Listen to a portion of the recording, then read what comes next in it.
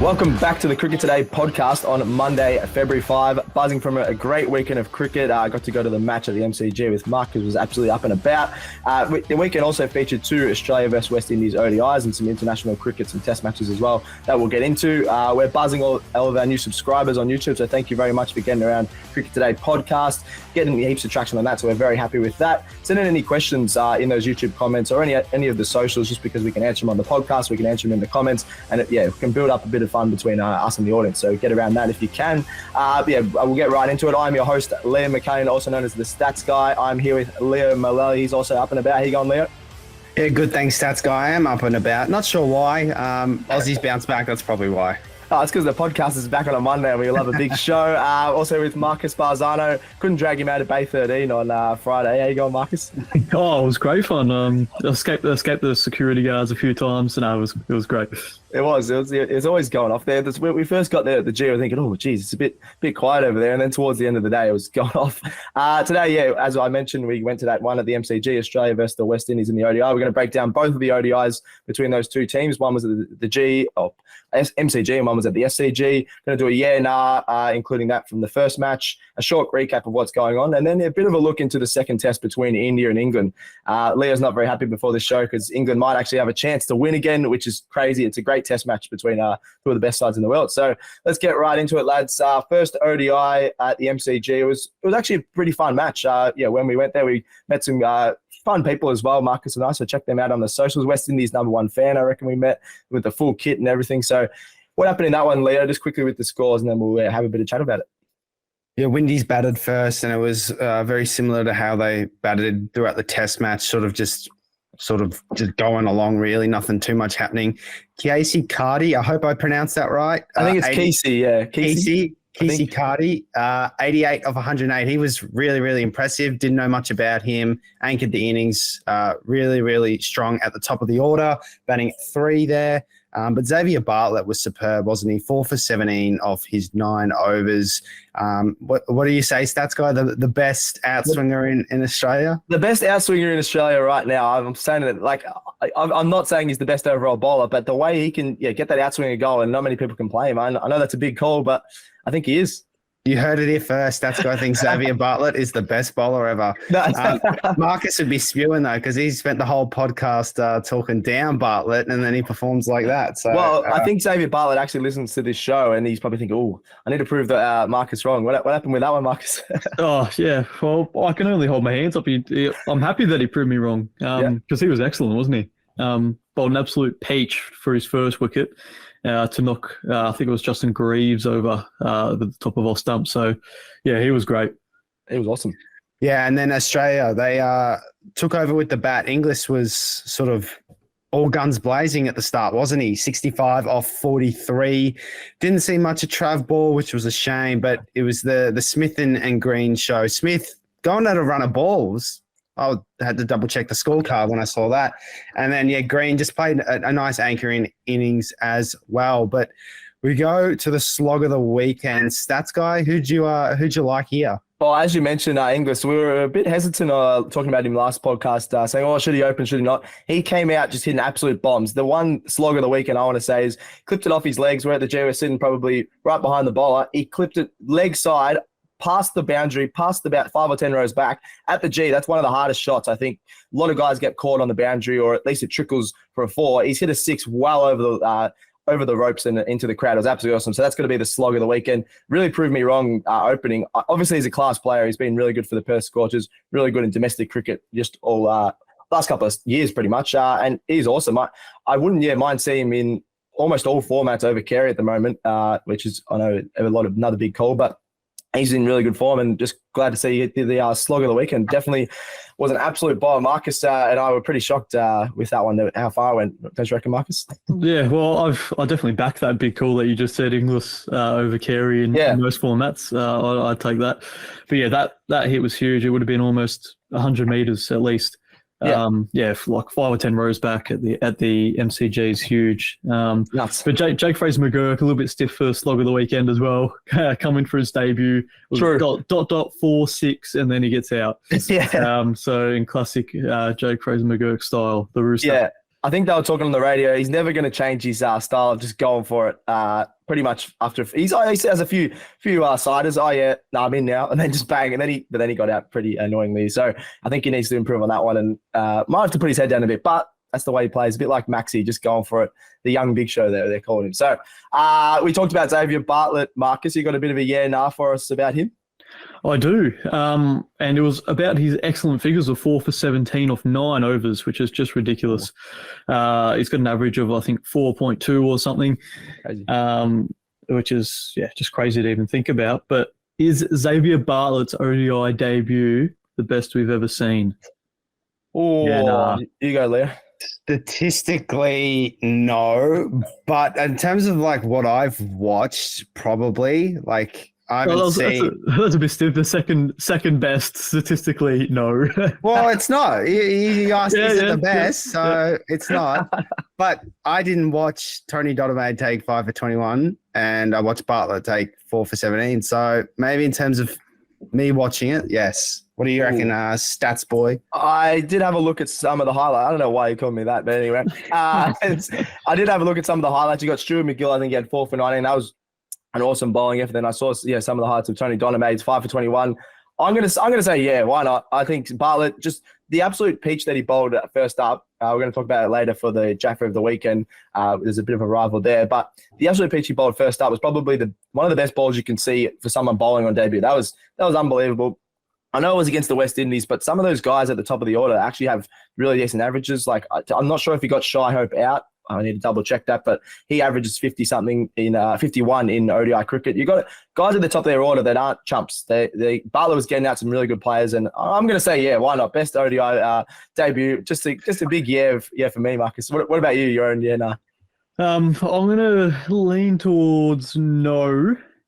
It was great to see him do what he did, especially at the home of cricket at the MCG. But I just think that there's probably other performances with the bat. But if we're focusing just on the ball as a debut, then I'd lean towards Yeah, no, fair enough. Actually, the other point was a lot of people were saying how flat the surface was and it was going to be easy to bat on. He just comes out and gets a 4 for. So good on him, and very good economy rate as well, which we love to see. All right, let's quickly get into the second ODI, which was yesterday and last night. Leo, you want to quickly go through the scores for that one?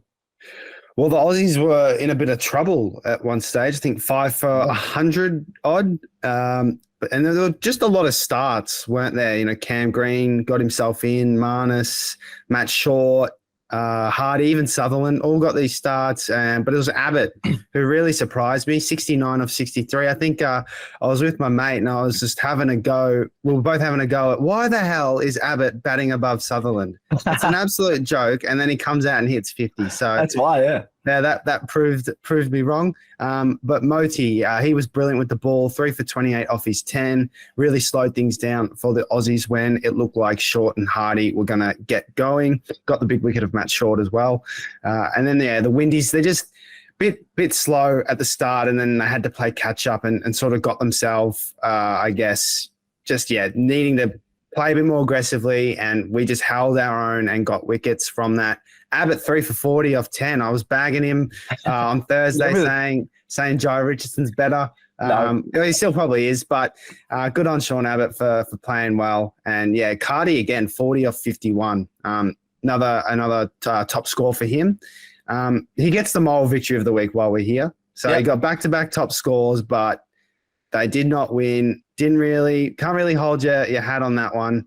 So he'll get a little moral victory. One thing I was curious though, he batted so well at 3 in the first game, and then he got pushed to 5. Yeah, that was a bit of a strange one. He still batted well, but I would have him at 3 every game going forward. He looked really good in that first ODI. What did you boys make of this one? Yeah, on Carty, I think he sort of had moments where you don't thinking, he's gone a bit slow, but then he'd hit a few boundaries and get that run rate or strike rate sort of back up a little bit. Definitely very weird that they changed the order when he was there. He made 88. So if he came in a bit earlier, he possibly would have had the newer ball pinging off the bat a bit more. Could have made more than 40 again. I think he's a really good player. We'll love him watching him on Friday. Yeah, just to touch on that, he should have made a century in that first game because he got absolutely burnt by his teammate. Yeah. He did. So I would have been fuming if I was him. That was a classic stats guy call, that one, if he was batting. I gotta get off strike. I'm scared of facing. I gotta get off strike. I'll cop anything in cricket, but I can use my voice well. A bit of it. Yes or no. No, wait. No, anything else. No, yeah, nah. Yes, no. That's all you do. Boys, I need to get my average up. Run. Oh, geez, I don't know where that's come from, but we'll have to. I'm gonna play a bit of cricket next year. We'll see how we go. We'll all film each other on a GoPro or something, I reckon. Then we'll have to post that out there and see how we go. Oh, that's funny. But yeah, the Aussies absolutely smashed them in the end. Obviously, it would have been a really close game without Abbott making that 69. It could have been a bit closer because the Windies wouldn't have had to go as hard if they were only making 200 or so. So it would have been really interesting if Abbott didn't make that big score. But the Aussies got the job done, 2-0 in the series there. Let's have a look at a bit of an international roundup as well. We've got India versus England that we were talking about before the show. Actually going to go right down to the wire again. So if you're a lover of cricket, check out this series because there's some absolutely big, massive scores, some big wicket takers. It has it all this series. So India versus England. Do you want to quickly read out some of those scores, Leo? Yeah, this is a crazy series, isn't it? You got the stalwarts of India up against the revolutionaries, the Bazballs, if you like. But England need 399 to win, and normally you go, oh, that's not achievable. They'll be all out for 250 max. But this is what Bazball's doing, and I hate it. I absolutely hate it. It makes you think that they're going to win this game, and it's just infuriating and it's disgusting. And I just wanted to go back to the days where England were all out for 250 here. They lose comfortably, and it's all done. But this game is on. Is it Crawley still at the wicket or Duckett? Yeah. Crawley still at the wicket. They've got the Nighthawk in, I think they call it, Rian Ahmed. He'll probably go out and hit some bombs. He could make a century. It's Bazball. We don't know what's going to happen. Nothing happened there. Bazball just gets me fired up. That's it. I love reading out the score. The anger that you read out those scores was awesome. It's funny. Even if I don't like England as well, obviously being an Aussie supporter, but I got to admire the way they're going about it and the way that this series is panning out because it's so much fun. I'm going to have to watch this later today, I reckon. What do you reckon, Marcus? Who do you reckon might win, actually? It's a great time to watch this game, isn't it? Because in Australia, it's a perfect time. It starts at 3 p.m, so it's more even like a day-nighter, really, here in Australia. So definitely tune in for that one. But it's got the looks of a Ben Stokes clutch game, doesn't it? Just the way he's going at the moment. I think it was on 40-odd and then copped an absolute peach from Jasprit Bumrah. And I'll just say, boys, just quickly, Jaffer of the weekend, are we going Bumrah's wicket against Stokes or Xavier Bartlett's first wicket in Brisbane? I'm going to go Bumrah to Pope, the Yorker that knocked out 3 stump, well, nearly 2.5 stump, basically. I thought that was an incredible delivery. Ollie Pope, I feel like he's the type of guy that just gets out to really good deliveries. Like he doesn't sort of get himself out type thing, but that was extraordinary from Bumrah. And to someone who made a double century or nearly a double century last game, it was such an important wicket too.